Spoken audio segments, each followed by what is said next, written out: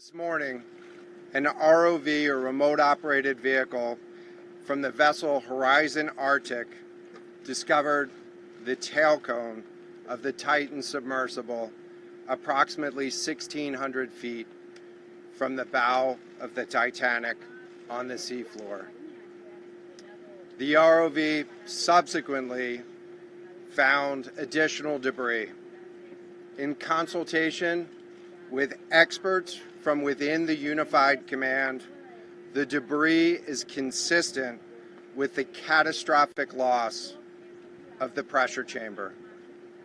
Upon this determination, we immediately notified the families. This is an incredibly unforgiving environment down there on the seafloor, and the debris is consistent with a catastrophic implosion of the vessel. This was a incredibly complex case, and we're still working to develop the details for the timeline involved with this casualty and the response. A man who visited the Titanic wreckage in the same submersible that is now missing in the Atlantic has revealed the jarringly extensive waiver passengers were forced to sign before going on the expedition. Among the paperwork shown to potential passengers was a waiver which stated, "This experimental vessel has not been approved or certified by any regulatory body and could result in physical injury, emotional trauma, or death." He added, "This is not to say it's a shoddy ship. It's just all new technology and they're learning it as they go along. You have to remember the early days of the space program, or the early days aviation, where you make a lot of mistakes on the way to figuring out what you're doing."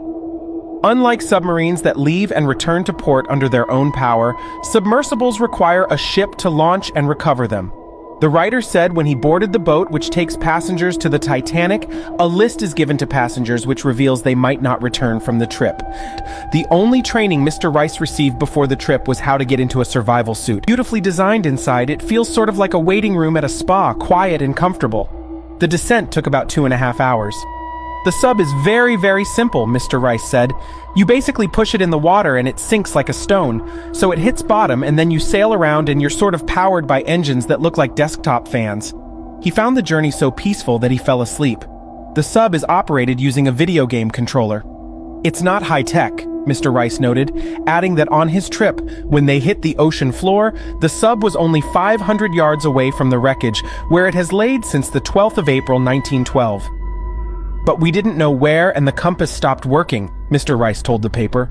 "We spent about 90 minutes just hunting around trying to find the Titanic, but it's just so dark down there."